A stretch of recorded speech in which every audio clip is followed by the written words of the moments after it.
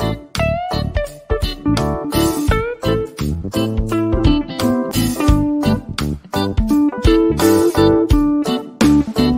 Everyone, management मंत्रा की इस video में आप पढ़ेंगे ब्रांड रिकॉग्निशन। तो नेक्स्ट आप देखते हैं कि इससे रिलेटेड कौन कौन से टॉपिक आप इस वीडियो में पढ़ने वाले हैं। तो फर्स्ट आता है इसकी डेफिनेशन, इसका मीनिंग, क्या स्टेजेस होती है, कैसे हम इसको मेजर कर सकते हैं, इसके एग्जांपल, एडवांटेजेस और डिसएडवांटेजेस, इसके इंपॉर्टेंस, इसकी स्ट्रेटेजी, और फिर हम लास्ट में देखेंगे कि जो ब्रांड रिकॉग्निशन होता है, ब्रांड रिकॉल होता है और ब्रांड अवेयरनेस के बीच में क्या डिफरेंस होता है। इन सभी को डिटेल में देखने से पहले कॉर्नर आई बटन पे क्लिक करके आप ब्रांड मैनेजमेंट की प्लेलिस्ट देख सकते हैं, जिसके अंदर आप ब्रांड मैनेजमेंट से रिलेटेड डिफरेंट टॉपिक्स पे वीडियो देखेंगे। और डिस्क्रिप्शन में मैनेजमेंट और कॉमर्स से रिलेटेड डिफरेंट सब्जेक्ट के वीडियो के प्लेलिस्ट का लिंक अवेलेबल है, आप वहां से देख सकते हैं। वीडियो अच्छा लगे तो प्लीज लाइक कीजिए, चैनल को सब्सक्राइब कीजिए और कमेंट कीजिए। और किसी टॉपिक पे वीडियो चाहिए तो आप कमेंट कर सकते हैं। तो फर्स्ट आता है इसकी डेफिनेशन। जो ब्रांड रिकॉग्निशन होता है, ये आपको ब्रांड को कैसे रिकॉल करना है, ये एबिलिटी प्रोवाइड करता है कि लोग उसको आइडेंटिफाई कर सकें कि उसके क्या एट्रीब्यूट, मतलब क्या कैरेक्टरिस्टिक्स या फीचर्स है किसी भी ब्रांड में, उसका लोगो कैसा है, स्लोगन कैसे, जिंगल्स। दो आप ऑर्गेनाइजेशन को ना जानते हुए भी आप किसी भी ब्रांड को पहचान सकते हैं, जान सकते हैं, इसलिए होता है ब्रांड रिकॉग्निशन। तो कंपनी एक अपने ब्रांड को डिफरेंट बनाती है, कस्टमर को लॉयल बनाती है और मैक्सिमम सेल्स को करती है ताकि वो ब्रांड रिकॉग्निशन को इम्प्रूव कर सके या उसको मेजर कर सके। नेक्स्ट आता है जो ब्रांड रिकॉग्निशन, एक कॉन्सेप्ट है जिससे कि हम मेजर करते हैं कि कंज्यूमर कितना फैमिलियर है किसी भी ब्रांड से, उसको कैसे आइडेंटिफाई कर सकता है, उसके स्पेसिफिक एट्रीब्यूट को देख के, लोगों को देख के या जिंगल्स को देख के। फॉर एग्जाम्पल, कहीं पे हम कोको कोला लिखा हुआ देखते हैं तो हम पहचान जाते हैं कि ये कोको कोला है। वैसे ही अगर हम नाइकी का जो राइट वाला साइन होता है उसका लोगो देखते हैं तो हमको पता चल जाता है नाइकी है।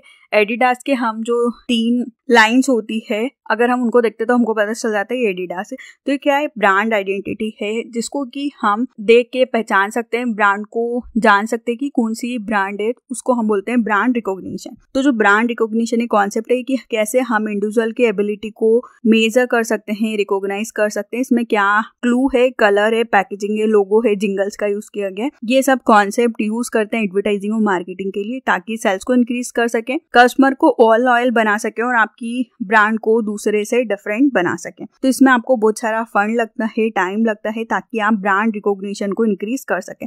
जो भी मार्केटिंग डिपार्टमेंट है वो आइडेंटिफाई करता है अपनी टारगेट ऑडियंस को, कोलैबोरेट करता है सॉन्ग राइटर के साथ, ग्राफिक डिजाइनर के साथ, ऑडियो और विजुअल क्लूज को बनाता है ताकि जो भी ऑब्जेक्टिव है उसको अचीव किया जा सके। तो ये हेल्प करता है कंज्यूमर को कि वो कैसे ब्रांड को याद रखेंगे। उसके लिए कंपनीज अपनी डिफरेंट आइडेंटिटी को बनाती है जिससे कि उसको हम पहचान सकें या रिकॉग्नाइज कर सकें। नेक्स्ट आते हैं कि इसकी क्या प्रोसेस होती है या फिर क्या स्टेप्स होती है ब्रांड रिकॉग्निशन की।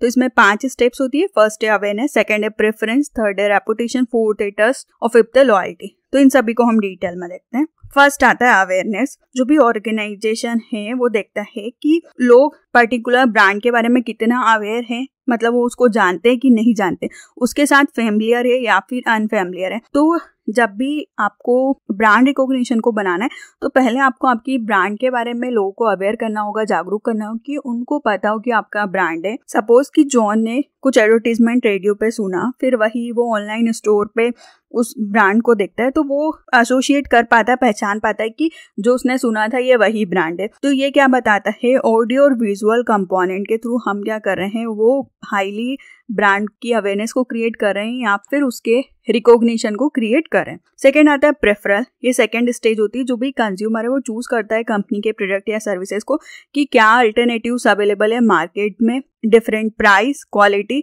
या पास में उनका पॉजिटिव इंटरेक्शन हुआ होगा किसी भी ब्रांड के साथ में। तो इसमें आप डिफरेंशिएशन की स्ट्रेटजीज को देखते हैं कि जो भी कंज्यूमर है वो ब्रांड को ऑब्जर्व करें, प्रोडक्ट और सर्विसेज क्या एडिशनल वैल्यू ऑफर कर रहे हैं, क्या एक्स्ट्रा दे रहे हैं किसी भी ब्रांड के लिए, और क्या अल्टरनेटिव्स है। मतलब कि आपका ब्रांड कैसे, जो भी कॉम्पिटिटर ब्रांड्स है उसमें से कंज्यूमर कैसे आपके ब्रांड को प्रेफर करेगा, आप उसको देखते हैं। उसके पास क्या अल्टरनेटिव ऑप्शन है, प्राइस, क्वालिटी, या उनका किसी और ब्रांड के साथ कैसा पॉजिटिव इंटरेक्शन हुआ होगा, लोग हमारे ब्रांड को प्रेफर करें और हमारे ब्रांड का आप प्रेफरेंस दें। नेक्स्ट आता है रेपुटेशन। ब्रांड रेपुटेशन क्रूशियल होता है जब भी आप प्रेफरेंस को देखते हैं कि आपकी इंडिविजुअल ब्रांड की रेपुटेशन क्या है, लोग उस पर्टिकुलर ब्रांड को क्या देखते हैं, वो कितनी वैल्यू प्रोवाइड कर रही है लोगों को। तो लोगों के पास जो ऑप्शंस रहते हैं उसमें वो कंपेयर कर सकते हैं कि कंज्यूमर के पास क्या चीज़ें अवेलेबल है, क्या उनका पॉजिटिव इम्पैक्ट है। मतलब आपकी ब्रांड की अच्छी रेपुटेशन होना चाहिए मार्केट में, मतलब कुछ नेगेटिव पहले आपके बारे में नहीं हुआ होना चाहिए ताकि लोग आप पे ट्रस्ट ना करें, ऐसी सिचुएशन ना हो। नेक्स्ट आता है ट्रस्ट। जब आपने कस्टमर का अटेंशन ले लिया तो आप बिलीव करते हैं ब्रांड पे कि आप ट्रस्ट को देखें, आप कैसे उसको मेजर करेंगे, इमोशनली कैसे उस ब्रांड के साथ में कनेक्ट होंगे।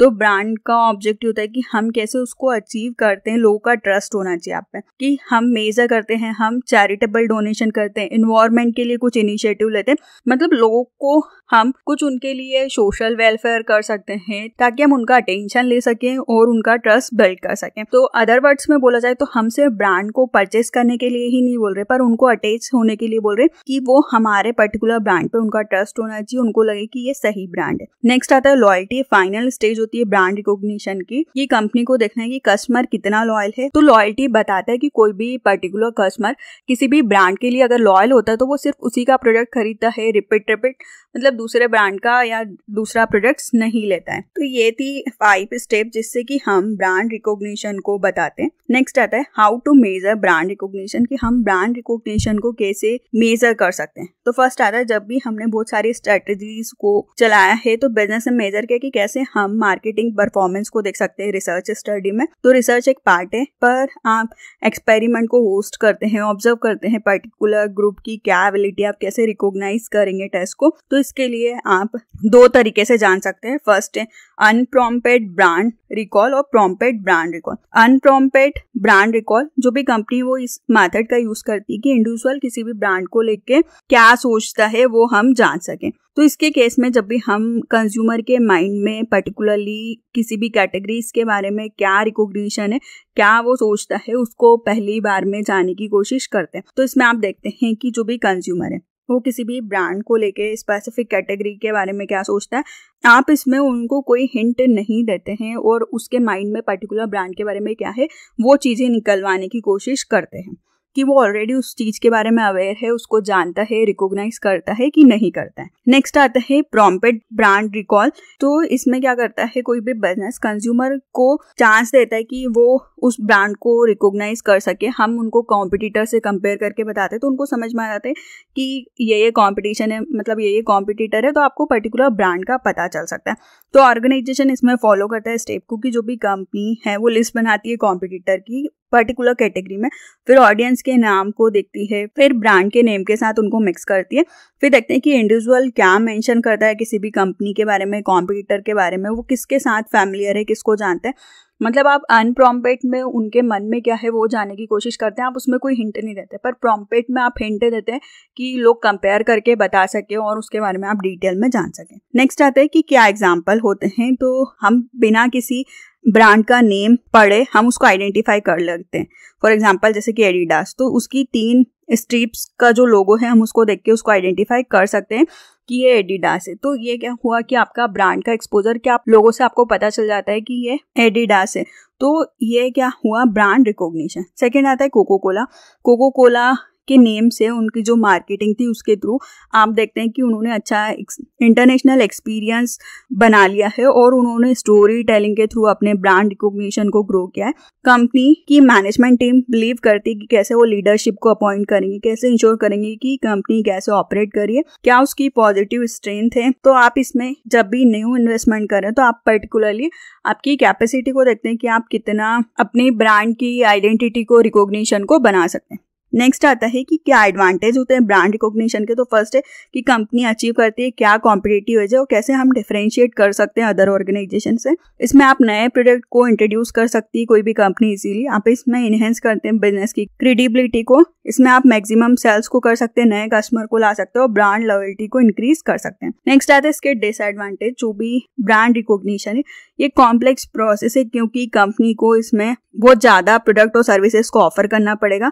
इसमें आपको डिज़ाइन करना पड़ेगा जिंगल्स, लोगो, जो कि वो टाइम कंज्यूमिंग और एक्सपेंसिव होता है। आप इसमें सिर्फ कंपनी इजीली टेस्ट और प्रेफरेंस को कंज्यूमर के मेंटेन करना डिफिकल्ट होता है, क्योंकि ये हमेशा कॉन्स्टेंटली चेंज होता रहता है। नेक्स्ट आता है कि क्या डिफरेंस होता है ब्रांड रिकॉग्निशन, ब्रांड रिकॉल और ब्रांड अवेयरनेस के बीच में। तो जो भी इंडिविजुअल नए बिजनेस वर्ल्ड में जा रहा है तो वो अनफैमिलियर होता है ब्रांड रिकॉग्निशन से, रिकॉल से और उसकी अवेयरनेस से। तो इन तीनों के बीच में डिफरेंस देखते हैं, जो कि बहुत क्रूशियल है कि आप अच्छी ब्रांडिंग कैसे कर सकते हैं। तो इसमें आप देखते हैं ब्रांड रिकॉग्निशन, इसमें आप मेजर करते हैं कि इंडिविजुअल की क्या एबिलिटी है, वो किसी भी ब्रांड को कैसे आइडेंटिफाई कर सकता है, उसकी ऑडियो को सुन के, उसके विजुअल्स को देख के, जिसमें कि लोगो स्लोगन आते हैं। तो आप किसी भी ब्रांड को कैसे पहचानते हैं, लोगो से, जिंगल से, स्लोगन से। तो ये बताता है ब्रांड रिकॉग्निशन। ब्रांड रिकॉल जो भी मार्केटिंग रिसर्च होता है कंपनी का, वो टेस्ट करता है कि लोगों को आपका ब्रांड कितना याद है किसी भी स्पेसिफिक प्रोडक्ट या कैटेगरी में, मतलब वो आपको याद रखते हैं उनकी मेमोरी में कि नहीं रखते हैं। नेक्स्ट आता है ब्रांड अवेयरनेस। इसमें आप देखते हैं कि जो भी आपका मौजूदा ब्रांड है उसके बारे में लोगों को नॉलेज है कि नहीं है, अवेयर है कि नहीं है, मतलब कि पर्टिकुलर ब्रांड मार्केट में अवेलेबल है, ये बताता है अवेयरनेस को। नेक्स्ट आता है जो ब्रांड रिकॉग्निशन है, इसमें आप ब्रांड अवेयरनेस के बाद में ब्रांड रिकॉग्निशन को बनाते हैं, मतलब लोग अवेयर होंगे कि पर्टिकुलर ब्रांड है, उसी के बाद वो उस ब्रांड को पहचान सकते हैं। नेक्स्ट आता है ब्रांड रिकॉल, एक कंपोनेंट है ब्रांड अवेयरनेस का। और जो ब्रांड अवेयरनेस है ये फर्स्ट स्टेप होती है ब्रांड बिल्डिंग की प्रोसेस की, कि पहले आप लोगों को अवेयर करें, फिर उनको रिकॉग्नाइज करवाएं और फिर रिकॉल करवाएं। नेक्स्ट आता है कि क्या इंपॉर्टेंस होते हैं ब्रांड रिकॉग्निशन के। तो जो भी ऑडियंस है वो समझती है कंपनी क्या ऑफर कर रही है और कैसे वो पॉपुलर हो सकती है, रिकॉग्नाइज कर सकती है कस्टमर। फॉर एग्जांपल जो ऑडी, तो आप कार का डिजाइन देख के, कंपनी का लोगो देख के आपको पता चल जाता है कि ऑडी है, क्योंकि ये प्रीमियम ऑटोमोबाइल ब्रांड है। तो इसके इंपॉर्टेंस होते हैं, फर्स्ट है give competitive edge to the company, second है improve marketability of the product और इनहेंस ब्रांड इक्विटी।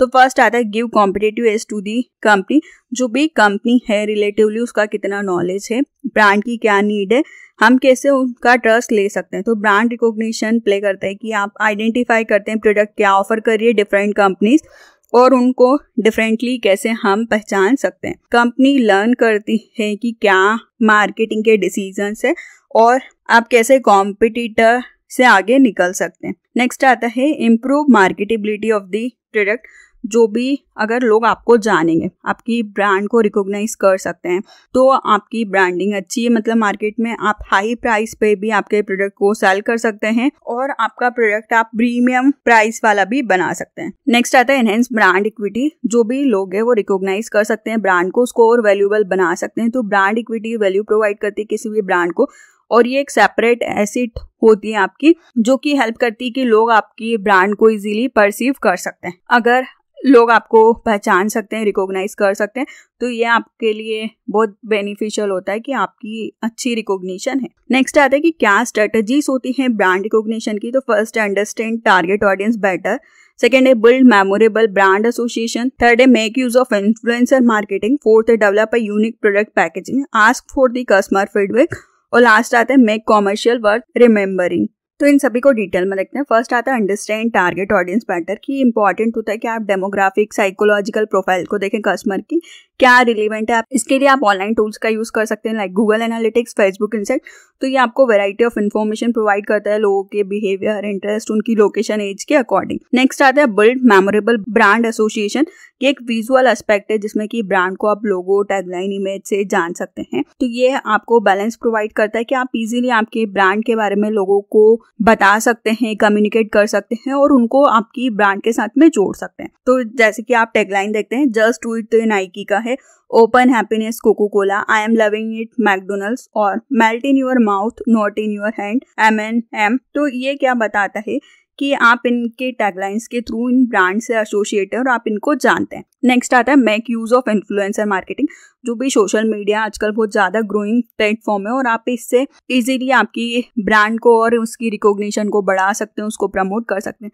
तो इसके लिए आजकल बहुत सारे इन्फ्लुएंसर आपको मिल जाते हैं, उसके थ्रू आप इजीली आपके ब्रांड को प्रमोट कर सकते हैं। वो वीडियोस बना के अपने अकाउंट में शेयर करते हैं, आपकी ब्रांड के साथ में टैग करते हैं, तो इससे आपकी जो भी मार्केटिंग है वो इजीली इंक्रीज हो जाती है। नेक्स्ट आता है develop a unique product packaging, आप जो भी प्रोडक्ट की जनरली आप यूनिक तरीके से प्रोडक्ट की पैकेजिंग को जनरेट करते हैं। इसमें आप लोगो, नेम, टैगलाइंस का यूज करते हैं और आप बुकमार्क का यूज करते हैं कि कंज्यूमर आप ही के प्रोडक्ट को पॉजिटिवली इम्पैक्ट के साथ में परचेस कर आप उनको गिफ्ट के फॉर्म में पैक करके दे सकते हैं, जिससे कि आपकी ब्रांड रिकॉग्निशन और इंक्रीज होती है। नेक्स्ट आता है आस्क फॉर कस्टमर फीडबैक। आप कस्टमर के ओपिनियन को जानते हैं। अगर आपको लगता है कि आपके ब्रांड में कुछ चेंजेस होने चाहिए तो आप वो क्या फील करते हैं, उनका क्या ओपिनियन है, वो सब आप उनके रिव्यू से जान सकते हैं और आप उनके साथ ब्रांड रिकॉग्निशन की वैल्यू को और इंक्रीज कर सकते हैं। नेक्स्ट आता है मेक कॉमर्शियल वर्थ रिमेनिंग। जो भी कंपनी है वो देखती है कि कंपनी की क्या वैल्यू और क्या आइडेंटिटी बन रही है। तो आपको देखना है कि आपकी राइट टारगेट ऑडियंस कौन सी है,